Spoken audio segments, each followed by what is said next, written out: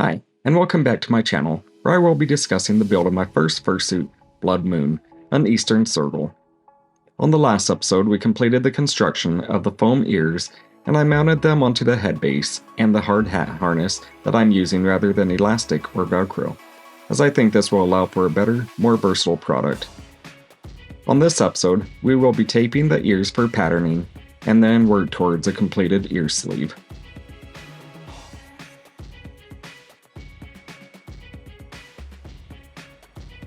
I begin the patterning process by taking small strips of duct tape and placing them in a strategic manner where I can get decent coverage while still providing a high level of detail. Many people will use a plastic wrap to prevent the tape from sticking to the foam base, and to make it easier during the construction and patterning phase once the tape is removed. I wasn't too impressed with the details I was able to get when I used the plastic wrap, and I found it just as easy to remove the tape directly from the foam base.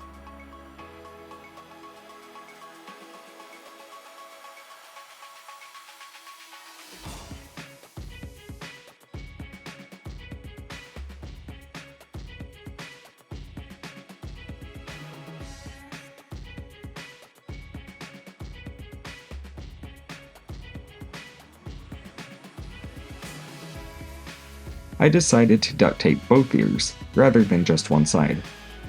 More experienced makers will tape just one side. This saves time and resources because you can just take the mirror image of the duct tape pattern and transfer it to the fur when you cut it. Taping only one side would require me to trust that the two sides were highly symmetrical. I didn't want to test fate, as I knew that there were slight differences in both ears, so I decided to make two separate patterns, one for each side. You'll probably notice that I've already duct taped the face and provided a layer of foam around the back of the head for me to duct tape to. This little bit of foam gave me a little room inside the mask to adjust the head harness, and for comfort. I also added a 1-inch thick foam layer around the neck of the head stand. This allowed a little bit of room in the neck area. I now begin sketching the fur pattern onto the duct tape to get the general design laid out.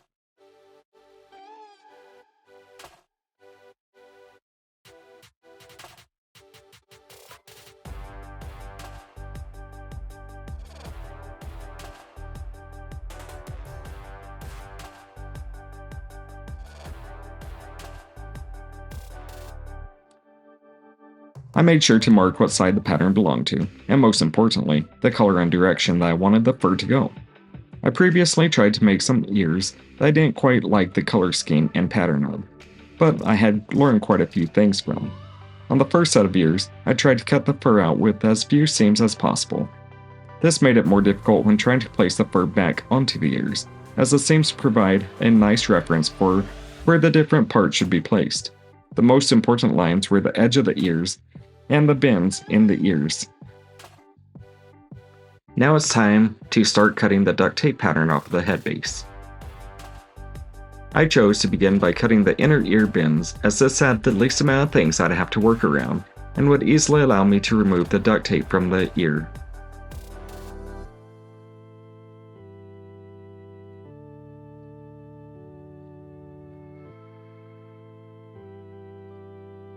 I slowly start unwrapping the ear to remove the duct tape, and then start cutting all the pieces of the pattern that I will use for the fur. Jotting little notes on the duct tape is crucial for helping you remember where all the different pieces go when trying to reassemble the pattern. This seems like a simple task, but I easily put pieces in the wrong position multiple times.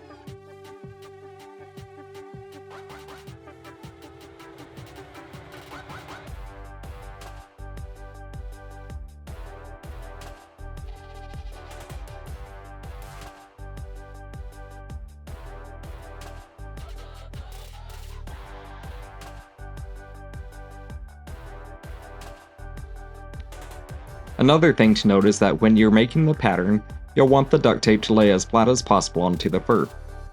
When there's bends and curves, you may need to make little slits, also referred to as darts, in the duct tape to help it lay flat. The darts will need to be sewn together to help create the curvature that you're looking for.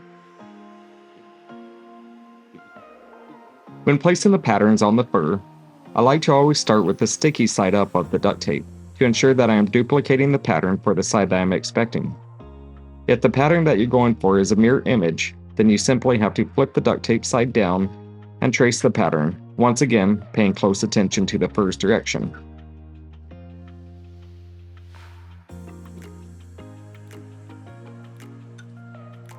I also dropped notes on the fur. Initially, I started drawing a little bit of a seam allowance for me to cut against, and making any adjustments to that pattern as I saw fit. I chose to point the ends of the ear here a little bit sharper rather than having a blunt end. When I sew the pieces together, I will sew along the inner line to ensure that the pieces fit correctly. The most important part when tracing the pattern onto the fur is again to ensure that the fur direction is going in the correct direction.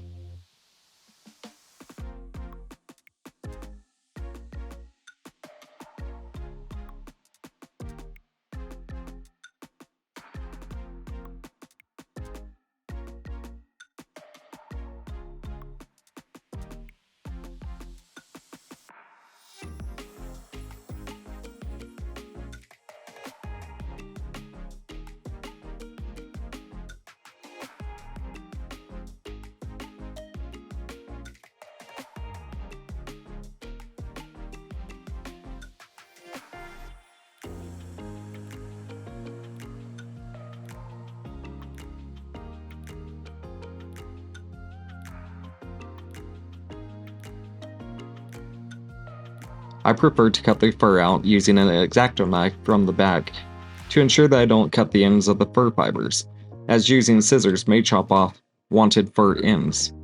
Also, when using the knife, I try to only press hard enough to just break through the backing surface, again, to keep those fur tips intact.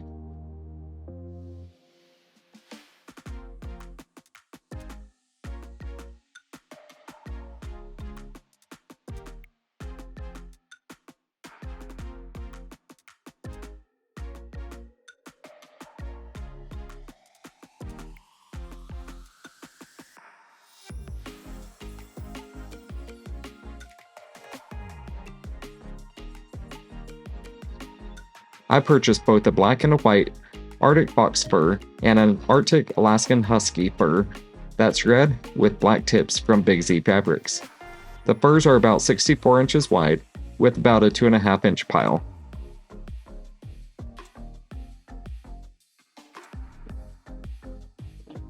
For the dark fabric, I use either a gold or silver Sharpie to trace out the pattern, as this provides a little bit of contrast against the dark fabric.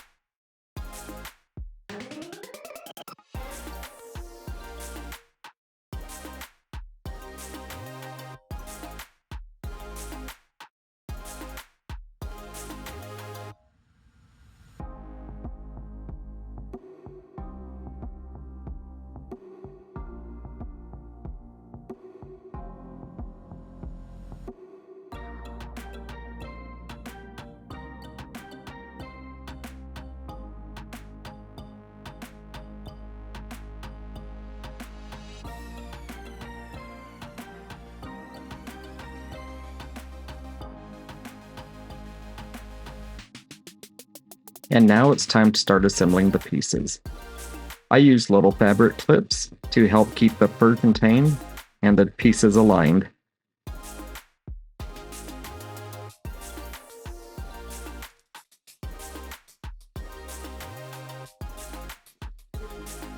I apologize for the angle of the camera, but at this point, I'm just slowly working the fabric through the sewing machine and trying to stay on my line.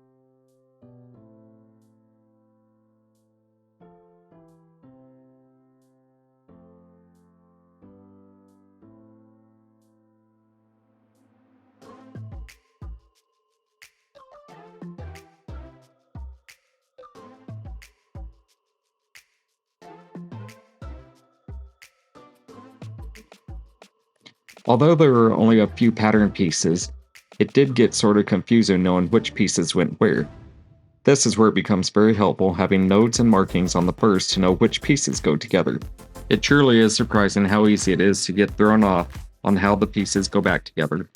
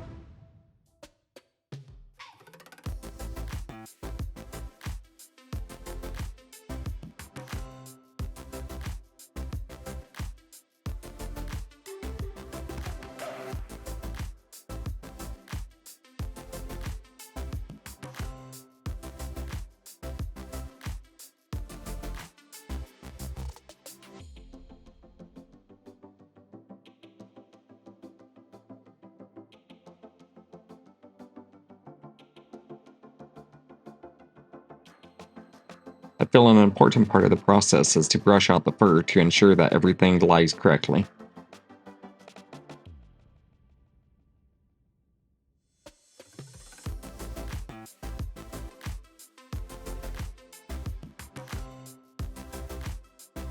I tried to sew the pieces together in a logical manner, leaving only the smallest pieces needing hand sewn.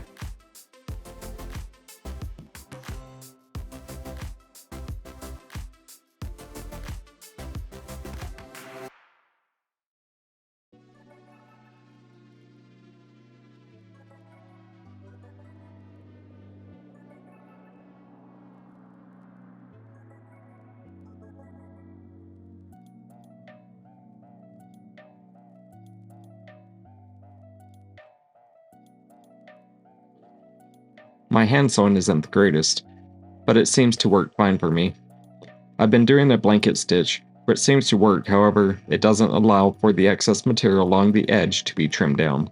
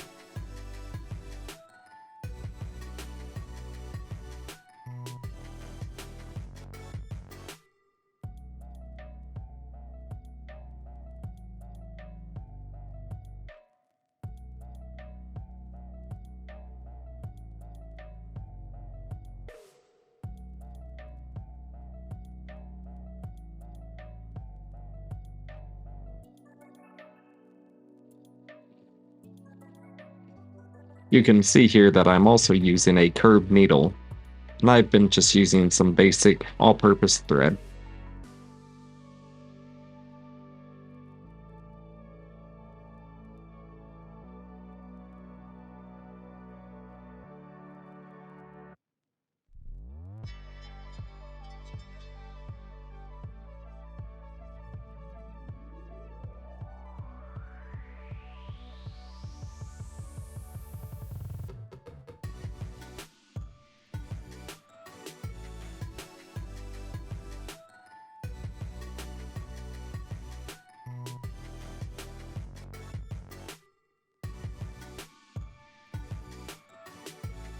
And here you can see what I got for the final design. You can see that the left and right ears have some slight differences in the red fur, which I cleaned up a little bit with scissors.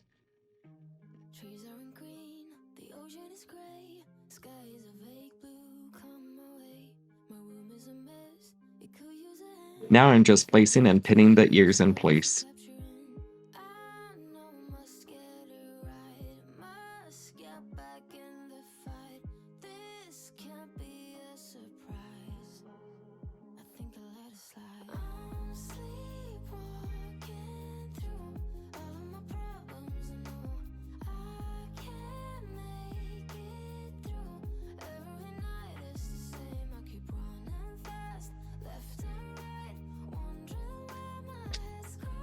Once again, I like to brush out the fur just to make sure everything looks good, so I can make any final adjustments.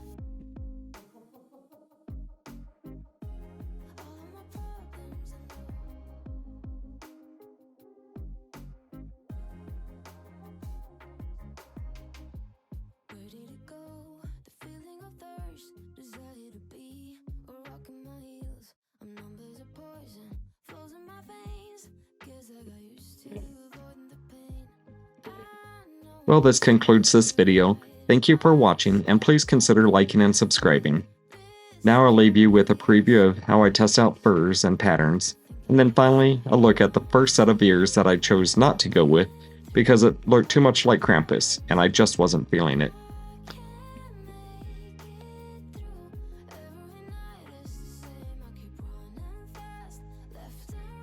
On the next episode, we will work on placing the eyes and epoxy sculpting those into place, and then we'll finish the fur on the face. I did, however, fail to get very good video of the sewing and assembly of the face pieces, however it's very similar in nature to that of the ears. Well, thank you again for watching, and we'll see you next time.